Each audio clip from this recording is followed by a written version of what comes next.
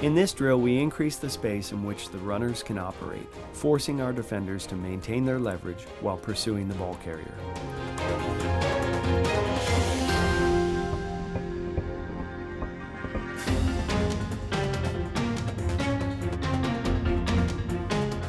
We work this drill mostly from the numbers to the sideline and simulate a ball carrier trying to get vertical and cutting back against our pursuit.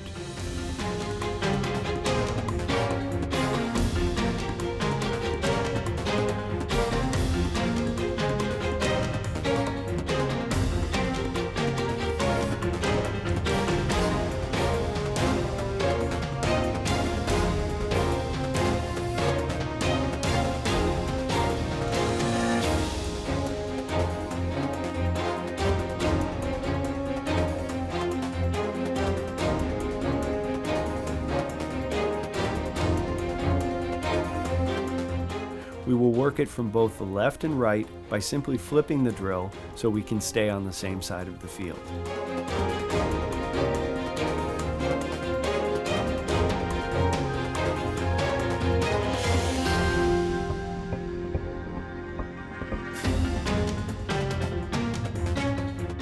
As I've said throughout this drill series and teaching progression, I believe the principal benefit of rugby-style tackling is the fact that it is practiced and played in a live environment without helmets and shoulder pads, which forces players to keep the head out of the tackle and remain disciplined in their tackling form and technique.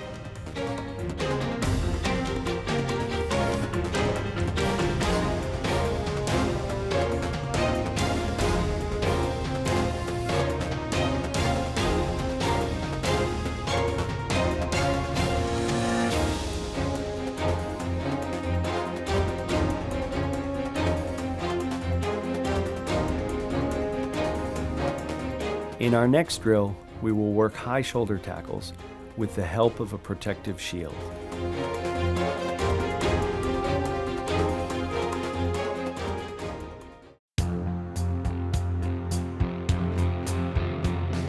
This drill setup is similar to the live low panther tackling drill, with the only difference being that the ball carrier will use a protective shield or wear a vest, and we do not bring the player to the ground.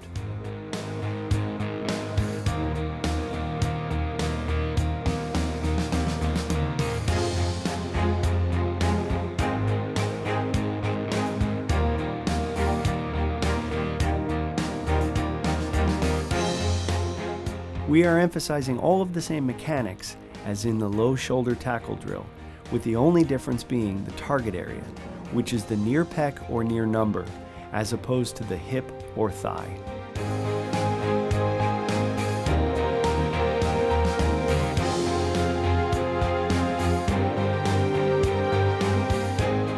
We place two players about 6 yards apart initially, in which they will drill high shoulder tackles at about half speed.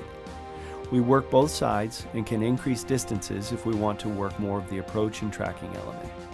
We emphasize the eyes on near number or near pec, maintaining leverage, shoulder to the target, head on near side, eyes up, arms rip and wrap, and good leg drive.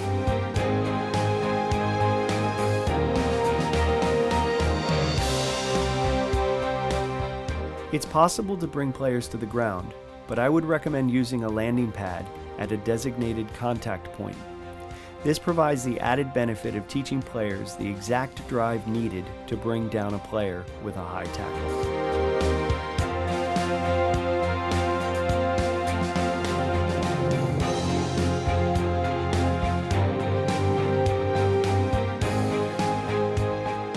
In our next and final drill, we will work full-speed panther tackles of all types, low, high, and roll tackles, against tackling dummies and set up game-type simulations where possible.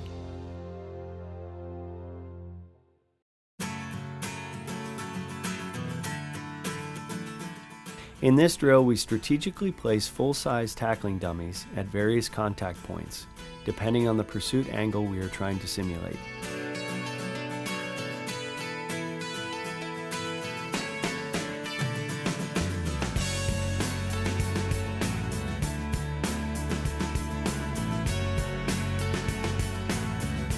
For linebackers and defensive ends, for example, the distances may be shorter, and for defensive backs, the distances perhaps may be greater. There is room for creativity here. In this drill, we are working outside runs and short pass plays, slants, hitches, spots, and speed outs. But there is room to get more creative with additional routes and pursuit angles. In all of the simulations, we have a ball carrier run full speed to just behind the dummy bag, getting out of the way quickly so the defender can then practice the full speed tackle.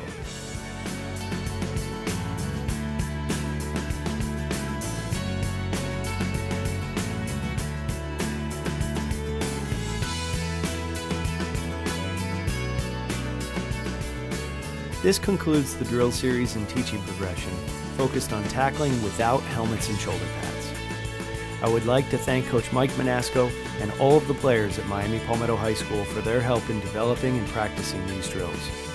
Of course, this could not have been done without the players who volunteered to help make this video. A special thank you to Ramon Chester,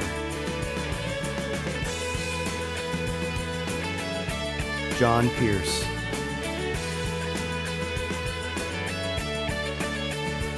Christian Pierre-Louis, CP,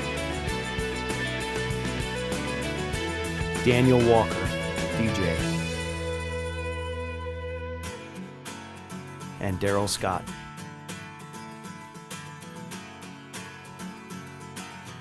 While the drills in this video were performed by high school players, conditioning players at the youth level to keep their head out of the tackle through live shoulder tackling without helmets will certainly help to improve the safety and effectiveness of tackling in the game of football.